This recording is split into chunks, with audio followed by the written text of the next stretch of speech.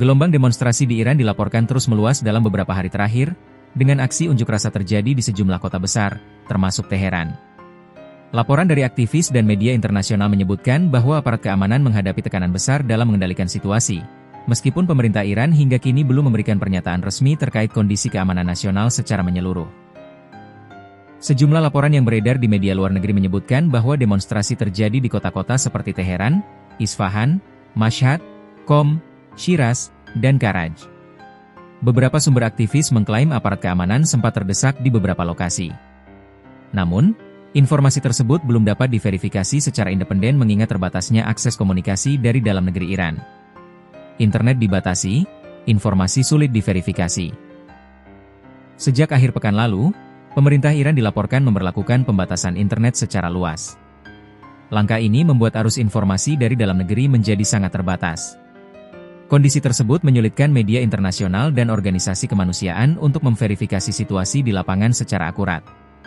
Aktivis Iran di luar negeri menyebut pemutusan internet bertepatan dengan meningkatnya intensitas demonstrasi. Kami menerima banyak laporan, tetapi tidak semuanya bisa diverifikasi, ujar seorang aktivis hak asasi manusia yang dikutip media barat. Pemerintah Iran sendiri belum memberikan penjelasan rinci terkait alasan pembatasan internet, selain menyebutnya sebagai bagian dari upaya menjaga stabilitas dan keamanan nasional.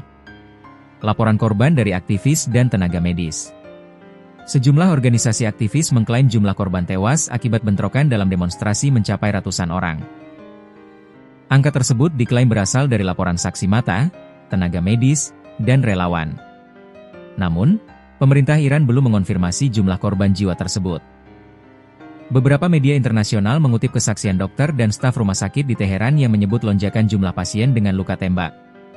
Salah satu dokter, yang identitasnya dirahasiakan, mengatakan kepada media asing bahwa beberapa rumah sakit mencatat puluhan hingga ratusan korban dalam satu malam. Klaim tersebut belum dapat diverifikasi secara independen.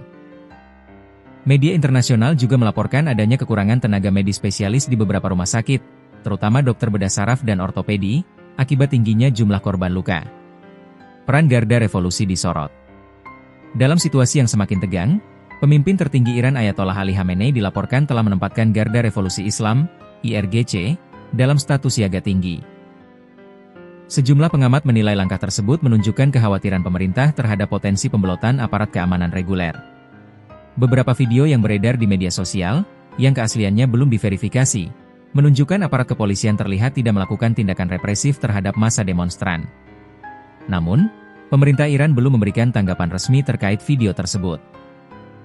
Para analis menilai keterlibatan IRGC menandai fase baru penanganan demonstrasi, mengingat pasukan tersebut selama ini dikenal memiliki peran strategis dalam menjaga stabilitas rezim, simbol dan tuntutan demonstran. Dalam sejumlah video yang beredar luas, terlihat para demonstran membawa bendera Iran Prarevolusi 1979 bergambar singa dan matahari. Simbol tersebut oleh sebagian pengamat dianggap sebagai bentuk penolakan terhadap sistem pemerintahan saat ini. Selain itu, foto Reza Pahlavi, putra mantan Shah Iran, juga tampak diangkat oleh sebagian demonstran. Meski demikian, para ahli menilai dukungan terhadap Pahlavi di dalam negeri masih menjadi perdebatan dan belum dapat disimpulkan sebagai arus utama gerakan protes. Banyak demonstran dilaporkan menuntut reformasi politik, kebebasan sipil, dan perbaikan ekonomi, di tengah krisis yang dipicu inflasi dan melemahnya mata uang rial. Reaksi Amerika Serikat. Presiden Amerika Serikat Donald Trump turut menyoroti perkembangan situasi di Iran. Dalam pernyataan publiknya, Trump mengatakan pihaknya memantau situasi dengan sangat cermat. Ia menegaskan bahwa Amerika Serikat tidak berniat mengirim pasukan, tetapi membuka kemungkinan tindakan lain jika kekerasan terhadap warga sipil terus berlanjut. Pernyataan tersebut memicu beragam reaksi di tingkat internasional. Sejumlah pengamat memperingatkan bahwa intervensi asing berisiko memperumit situasi dan justru memperkuat narasi pemerintah Iran tentang campur tangan pihak luar. Kekhawatiran eskalasi lebih lanjut. Sejarah mencatat bahwa gelombang protes besar di Iran pada 2009, 2019, dan 2022 berakhir dengan penindakan keras oleh aparat keamanan. Sejumlah pengamat menilai skenario serupa masih mungkin terjadi, mengingat ketimpangan kekuatan antara aparat bersenjata dan demonstran sipil.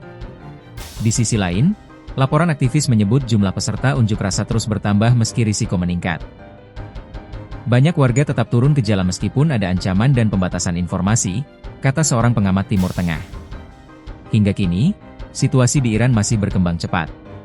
Komunitas internasional menyerukan penahanan diri, dialog, serta perlindungan warga sipil, sembari menunggu klarifikasi resmi dari pemerintah Iran terkait kondisi keamanan dan jumlah korban sebenarnya.